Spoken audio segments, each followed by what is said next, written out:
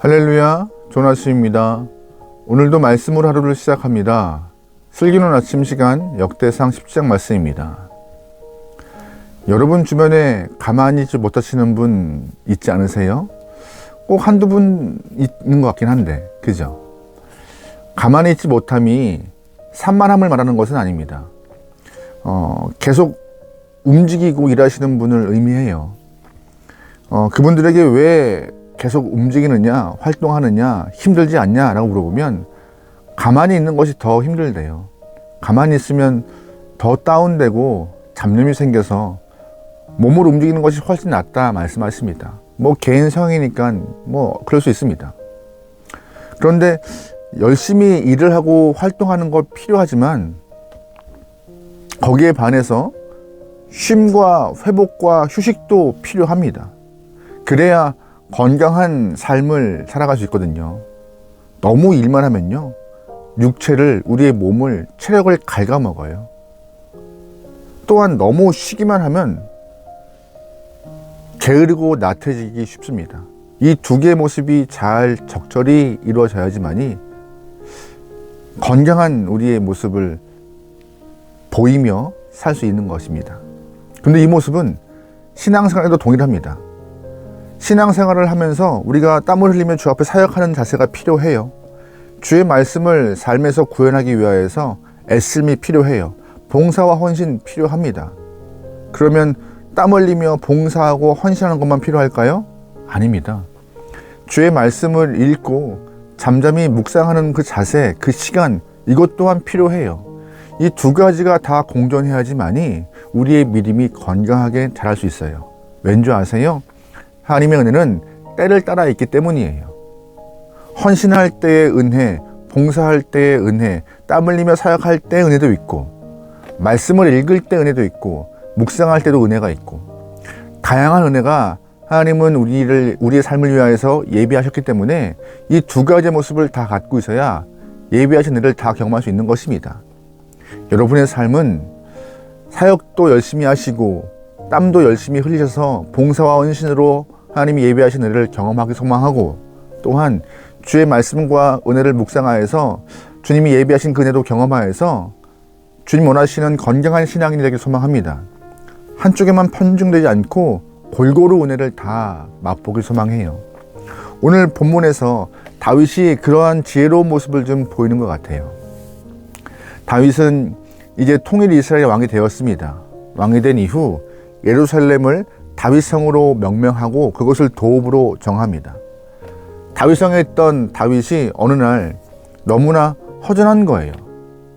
왜 그런가 생각해 보니 하나님의 임재의 상징이었던 그 언약궤가, 성물 중에 성물이었던 언약궤가 방치되어 있는 듯한 느낌이었습니다. 그래서 그 언약궤를 모셔서 다윗성으로 옮깁니다. 과정은 쉽지 않았죠. 하지만 끝내 언약궤를 메어서 다윗성으로 안치합니다. 더 이상 바랄 것이 없는 다윗이었어요. 나라도 안정되었죠. 언약궤도 다윗성으로 모셔왔죠. 하지만 또 어느 순간 마음에 답답함, 또한 미안함, 여러 가지 것들이 공존한 복잡한 감정이 생겼습니다. 이 마음이 무엇일까 묵상하던 과정 가운데 하나님의 언약궤가 이 다윗성 안에서도 방치되어 있는 듯한 느낌을 받은 거예요. 왜냐? 자신은 성 안에서 백향목으로 지었던 이 아름답고 튼튼한 성 안에서 살고 있지만 하나님의 언약궤는 천막 안에서 저렇게 놓여있는 듯한 모습을 보면서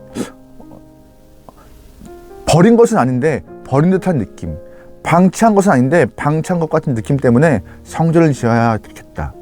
성전 지어서 저 언약궤를 성전 가운데 모셔야겠다는 마음을 품게 된 것입니다. 자신의 마음을 확인코자 나단에게 지금 뜻을 비춘 거예요. 선지자여, 내가 성전 짓고 싶습니다. 성전 지어서 저 언약궤를 그 안에 모시고 싶고 하나님께 예배하고 싶은데 어떻게 생각하십니까? 나단왈, 당신의 생각이 좋은 것 같습니다. 옳습니다. 생각대로 진행하시죠 라고 뜻을 합하는 듯한 마음을 표현합니다. 그런데 생각처럼 일이 진행이 안 돼요. 그날 밤 하나님이 나단에게 한 말씀 하십니다. 4절 말씀이에요. 가서 내 종 다윗에게 말하기를 여호와의 말씀이 너는 내가 거할 집을 건축하지 말라. 아멘. 하나님은 나단에게 단호하고 분명한 어조로 다윗이 성전 짓는 것을 허하지 말라, 못 짓게 하라 라고 주의 뜻을 전하십니다. 분명 다윗은 자신을 위한 성전이 아니었어요. 하나님을 위한 성전이었지만 하나님이 그 다윗의 마음을 막으신 것입니다. 오늘 본문은 나오지 않지만 그 이유가 다윗이 전장에서 피를 많이 흘렸기 때문에 하나님은 성전 짓기를 금하신 것이었습니다. 그럼에도 하나님은 다윗이 하나님을 생각하는 마음을 이쁘게 보시고 어렵게 여기셔서 다윗의 집에 언약을 세우십니다. 14절 말씀이에요. 내가 영원히 그를 내 집과 내 나라에 세우리니 그의 왕위가 영원히 견고하리라 하셨다 하라. 아멘. 다윗의 왕위가 그의 아들들과 또한 그의 자손들에게 계속 이어질 것이다라고 말씀하십니다. 어떠한 모습으로요? 영원히 견고하게. 근데 이 언약이 정말 이루어져요. 다윗의 후손들이 계속 그의 가문이 남유다를 통하여서 왕위가 이어지고 그 이후에도 가문 중에 예수님이 탄생하심으로 하나님 아들 예수를 우리가 왕으로 선포하고 그에게 예배하고 경배하잖아요. 이 말씀이 영원히 견고하게 그 왕위가 이어지겠다는 그 언약과 말씀이 이루어진 것입니다. 지금도 계속해서요. 다윗은 하나님의 언약궤를 모시기 위하여서 성전 짓겠다라는 마음, 참 이쁜 마음이었는 것 같아요. 누가 봐도 이뻐요. 근데 하나님은 마음은 받되 성전 짓기를 거절하자 아마 다윗은 좀 속상했을 거예요. 하나님, 내가 내 욕심 때문에 했던 것이 아닌데, 하나님, 나는 나 하나 자랑하고자 했던 것이 아닌데 왜 내만 몰라주십니까? 서운했을 거예요. 하지만 하나님은 다윗의 그 마음을 아시면서 언약을 세우시고 그를 위로하십니다. 그리고 다윗은 그 이후에 주 앞에 잠잠히 나가는 모습이 나와요. 16절 말씀이에요. 다윗 왕이 여호와 앞에 들어가 앉아서 이르되 여호와 하나님이여 내가 누구이오며 내 집이 무엇이기에 나에게 이에 이르게 하셨나이까. 아멘. 방금 읽은 말씀을 보면은 조금 저한테는 개인적으로 눈여겨볼 단어가 딱 떠올라요. 어떤 말이냐? 앉아서라는 말이에요. 저는 다윗의 이 앉아서 가만히 앉아있는 모습이 좀 어색해요. 왜냐하면 다윗은 어렸을 때부터 목동으로 들판을 누빈 사람입니다. 그 이후에 사울의 미움을 받아서 오랫동안 또한 광야를 헤집고 다니며 도망 다녔던 영혼이에요. 또한 그 이후에 왕에 대해서는 전장에서 끊임없이 싸웠던 영혼이에요. 언제 가만히 앉아있을 때가 있었나? 별로 없던 것 같아요. 그런데 본문을 보면은요, 다윗은 주님께 가만히 앉아 있습니다. 주 앞에 나가서 주님과 독대하고 있어요.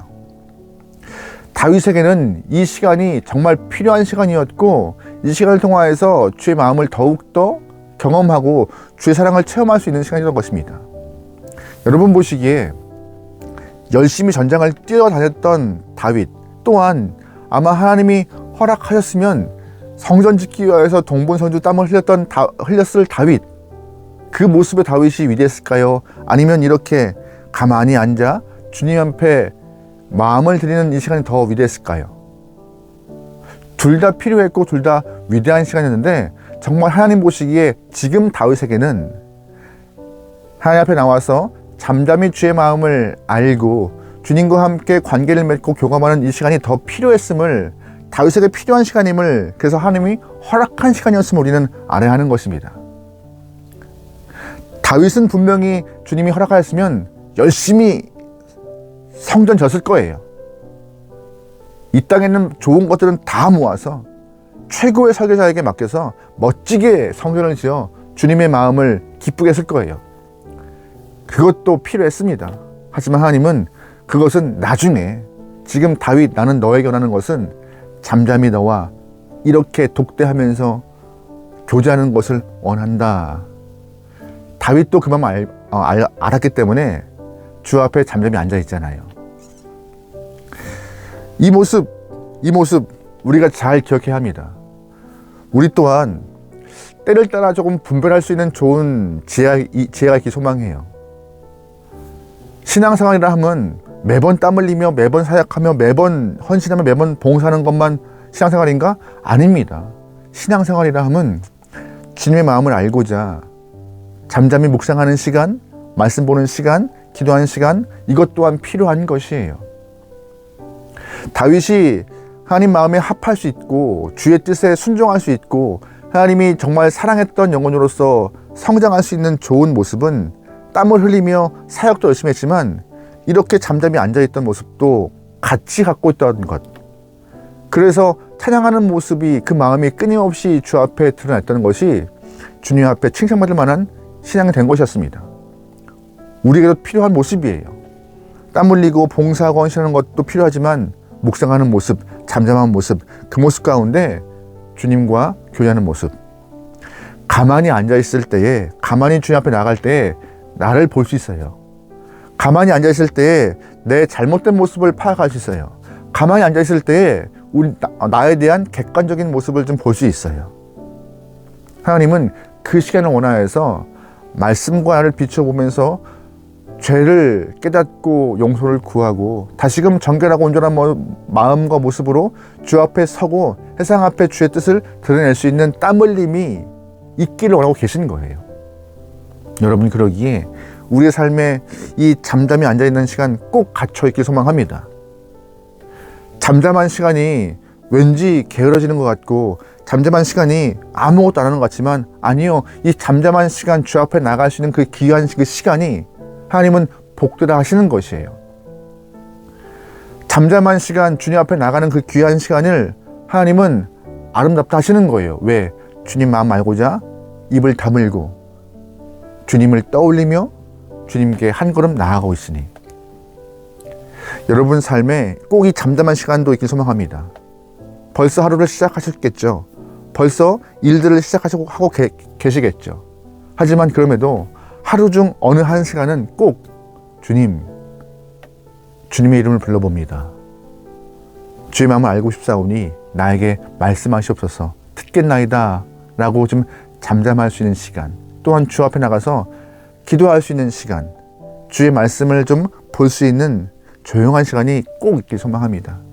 그래서 건강한 마음으로 건강한 신앙을 갖고 건강하게 성장할 수 있는 하나님의 귀한 영혼 되기를 주의 이름으로 축원합니다. 오늘도 승리합시다. 기도하시겠습니다. 하나님, 건강한 신앙 되기 소망합니다. 건강하기 위하여서 열심히 땀을 흘리며 주의 마음을 이루기 위하여서 활동하고 봉사하고 헌신하는 것도 필요하지만 주의 뜻을 알기 위하여서 잠잠히 묵상하는 것도 필요함을 말씀을 통하여서 알게 되었습니다. 하루에 수많은 일을 해야 하는 우리의 삶이지만 그럼에도 꼭 정해진 시간을 만들어 놓고 주의 마음을 알고자 잠잠히 물을 수 있는, 기도할 수 있는 그런 시간을 만들게 하소서. 그때마다 주의 은혜를 경험하기 원하고 주의 뜻을 알기 원하오니 주님이시여 우리의 마음밭 옥토밭같이 만들어주시고 우리의 귀를 열어서 주의 뜻을 듣게 허락하소서. 주님, 오늘 하루 많은 일을 할 것이고 많은 사람 만나서 분주하게 보낼 것입니다. 그런 상황 가운데 상처받지 않게 허락하시고 상처를 받을지라도 주의 은혜가 임하여 회복되고 나아질 수 있는 은혜가 있게 허락하소서. 맡기오며 예수님의 이름으로 기도합니다. 아멘.